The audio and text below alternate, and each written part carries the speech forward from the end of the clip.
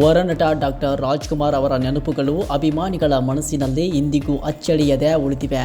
ಅಣ್ಣವರು 1985ರ ಜ್ವಾಲಾಮುಖಿ ಸಿನಿಮಾದಲ್ಲಿ ಬಳಸಿದ ವೆಸ್ಪಾ ಮೋಪೆಡ್ ಇಂದಿಗೂ ಅಭಿಮಾನಿಗಳ ಪಾಲಿಗೆ ಅಮೂಲ್ಯ ನೆನಪಾಗಿ ಉಳಿದಿದೆ.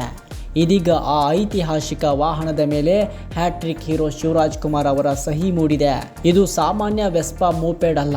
ಕನ್ನಡದ ಮೇರು ನಟ ಡಾಕ್ಟರ್ ರಾಜ್ಕುಮಾರ್ ಅವರು ಜ್ವಾಲಾಮುಖಿ ಸಿನಿಮಾದಲ್ಲಿ ಬಳಸಿದ ಐತಿಹಾಸಿಕ ವಾಹನ.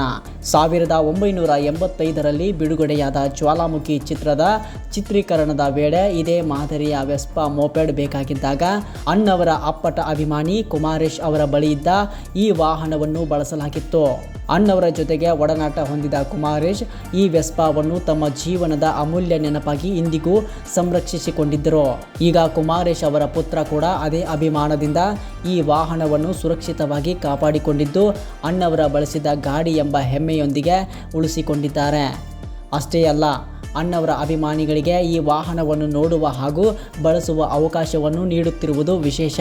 ಇತ್ತೀಚೆಗೆ ಕುಮಾರೇಶ್ ಅವರ ಪುತ್ರ ಹ್ಯಾಟ್ರಿಕ್ ಹೀರೋ ಶಿವರಾಜ್ಕುಮಾರ್ ಅವರನ್ನು ಭೇಟಿ ಮಾಡಿ ಅಣ್ಣವರ ಬಳಸಿದ ಈ ವೆಸ್ಪಾ ಮೋಪೆಡ್ ಮೇಲೆ ಶಿವಣ್ಣ ಅವರಿಂದ ಆಟೋಗ್ರಾಫ್ ಪಡೆದುಕೊಂಡಿದ್ದಾರೆ.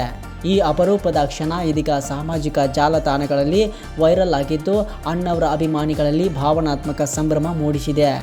ಒಂದು ವಾಹನವೇ ಅಭಿಮಾನ ಮತ್ತು ನೆನಪುಗಳ ಸಂಕೇತವಾಗಿ 4 ದಶಕಗಳಿಂದ ಸಂರಕ್ಷಿಸಲ್ಪಟ್ಟಿರುವುದು ನಿಜಕ್ಕೂ ವಿಶೇಷ.